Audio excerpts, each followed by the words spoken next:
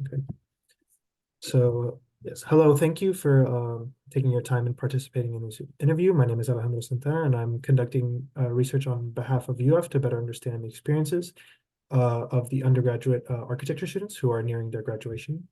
We're conducting this research in order to understand the challenges and concerns faced by the undergrad architecture students, and particularly regarding their transition from university life onto their next career and educational steps.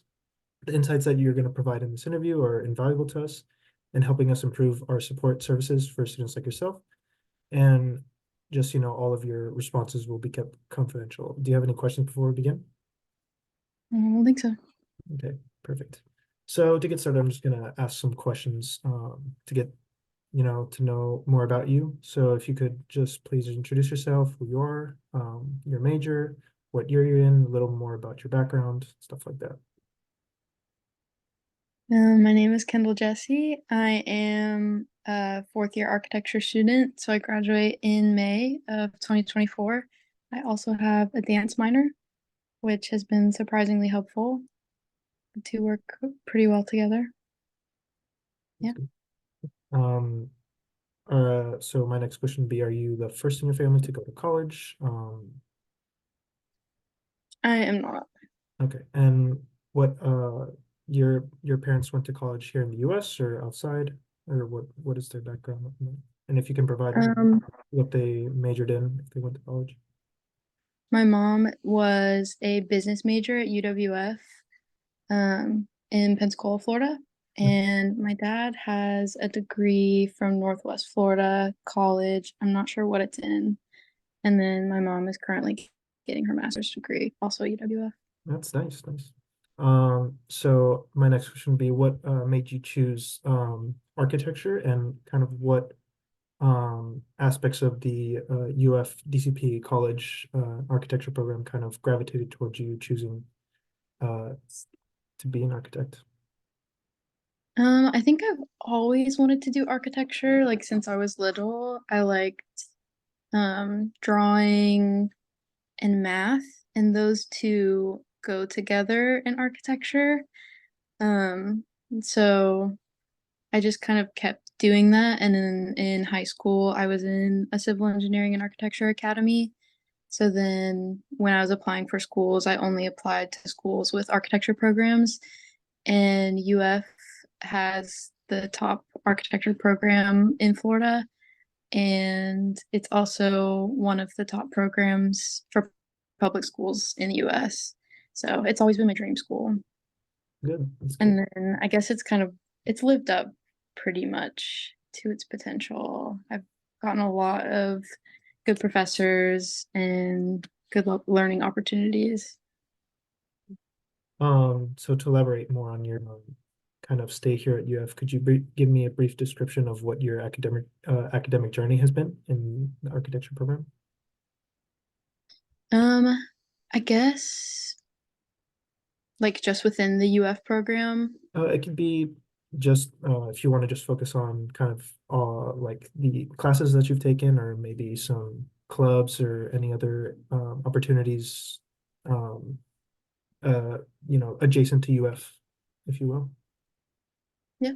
Um, Lower division was COVID years for me personally. So my beginning design studios were online, which I think gave me a bit of an advantage for learning more digital programs for architecture, since that's where the industry is moving, with the current technology that's being developed. And we were also the guinea pigs for a new curriculum, Mhm. which was integrated building technologies. So all of our classes outside of our design studios are sort of combined into one time, but they rotate between subjects. There was a bit of a learning curve for everyone, students and faculty. Um, but I think that it was nice to get everything instead of separating them so much. Like we got everything at one time, so it was easier to relate all the subjects together. And then I'm in AIAS, which is American Institute for Architecture Students. which gives mentor opportunities, connections with students and faculty. And then I was co-editor-in-chief for Architrave, which is UF School of Architecture undergraduate journalism publication, which gave me a lot of opportunities for my resume and applying to firms. It was a good opportunity for me to get more involved and be more interactive with the faculty. That's great. So to elaborate further on that, could you give me sort of some throughout your undergraduate time here, both highlights and challenges that you faced? Any that stick out to you? I think for highlights, I appreciate that they try to give us different or place us in studios with different professors so we don't have the same professors over and over again. In the moment, it seems like a challenge because you want to be in classes with your friends, so you sign up for a class and they may switch you, but I think overall it's beneficial to get different perspectives from different professors, and I think that that's something that they do pretty well. Challenges, I think the new curriculum for integrated building technologies has been a challenge just because we were the first year to go through that. Some of the faculty was not really on board with it. So there was student and faculty retaliation and trying to figure out how to navigate that. That's probably been the biggest challenge in communication. Okay. And then my follow-up question to that would be, how important would you say that the role that your professors as well as your peers have been in your success in your both academic and like extracurricular stay, and sort of kind of delve into more detail how their role plays in that? I think that having being in studio so much, since those classes take up so many hours of our week, we form connections with the professors that go beyond classroom knowledge. A lot of the faculty at UF is excited to prepare us for more real world situations of being in a firm. And like, as an example, this semester in our integrated building technologies class, our professor for that has been really conversational in the class. Mhm. And he's giving us examples of what he's gone through in the field, like in firms, and how what he's taken away from that. And I find it's a lot easier to learn from other people's stories and experiences than just like lecturing the information. So I think that that's a benefit that we have since we're spending so much time in the classes. It's like a huge time commitment, but we get a lot of information of what they've experienced in firms all over the country because the professors come from everywhere. So I probably learn more from those stories than any lecture could teach me. Great. So to kind of delve deeper into the sort of lessons that they give you, what do you think are the most key insights that the professors have offered you in terms of, I know that in architecture, one big important aspect, at least to go, further into your career path is your portfolio that you build. And it could be other things. So what insights do those professors give you, and some key sort of like clues or like, things to help you out with that? I think that since we have to, a lot of times we'll have like a midterm or a final pinup, or even like the halfway point from lower division to upper division, we go through pinup to advance into the upper division courses. Part of that is helpful with making up our portfolios because we learn how to place our work, whether that's like an alignment or which pieces complement each other so that you understand the project better. All of the professors are always also open to just looking at people's portfolios. Just since that was like an example, especially since we had our career fair recently, a lot of people were emailing professors. And even this past semester, I studied abroad in Italy through the program, and we had a couple classes where we just went over what a good portfolio had in it Mhm. and how we could present our work in a unique way, and also prepare for grad school applications or applying for a job. So they are actively helping us and giving us guidance and tips without imposing too much of their own personal style. Okay. Um, and could you go just a little in more detail into what the like the process of, applying to some firms? How is it that like because obviously I know you have to give like your resume, and sort of how is it that like you present your portfolio and like what are firms looking for exactly? I think that the career fair that UF offers is really awesome because we get to walk around and talk to people face to face and give them our resumes. They have like a digital drop, and you can also bring a physical copy. I also personally walk around with my iPad that has my portfolio on it. Um, and when you walk up to a booth and start a conversation, they often ask to scroll through your portfolio. So it's Mhm. nice to have that on hand. Some firms are more formal and they have a process for applications for internships or entry level positions.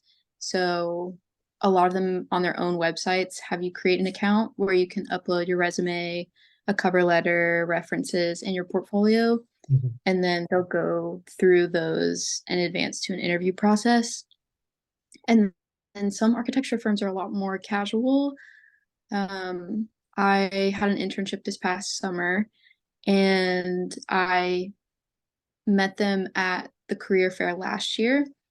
And we just talked for a while, and I gave them my contact information, and they reached out to me through email and asked for my resume and portfolio. So I sent it over email, and then I went in person for an interview and a tour over my spring break because it was in my hometown. And then they offered me a job on the spot. So Great. there's That's kind of two different, like a formal and an informal firm. mhm. Well, that's good to hear. So to more on the portfolio aspect, obviously it being a culmination of all your work kind of that you've done throughout all of your design classes in UF, when you create the portfolio, kind of what like resources do you use to like, compile everything? Is there like a well-known like platform that's used or like an application, or does UF provide that, or kind of what is that process like? As far as like making the portfolio goes, a lot of people use InDesign, Mhm. which is like a book Adobe program.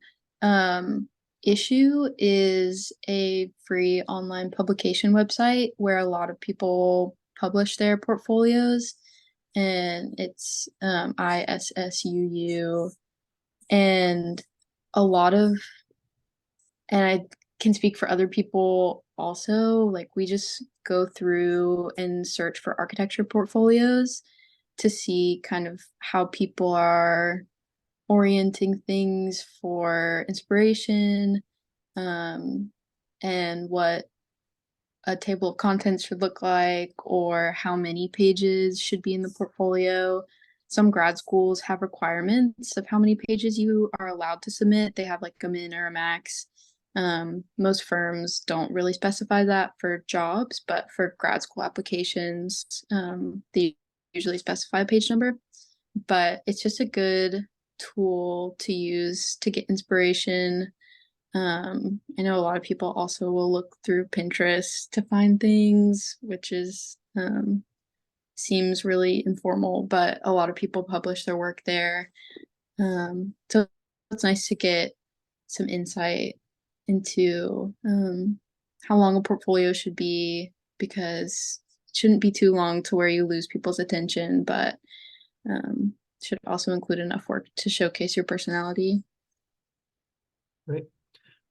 So kind of moving off of the sort of academic aspects, could you tell me sort of if you have any concerns or any challenges um, that you have regarding your upcoming transition from university life to any post-graduation plans that you have? You mentioned that you got offered the job.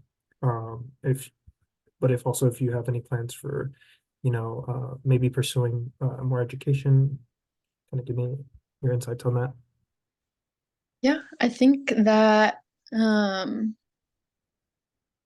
coming at least out of UF, since it's not a professional degree, it's a pre-professional degree according to NCARB standards, Mhm. International Board for Architecture.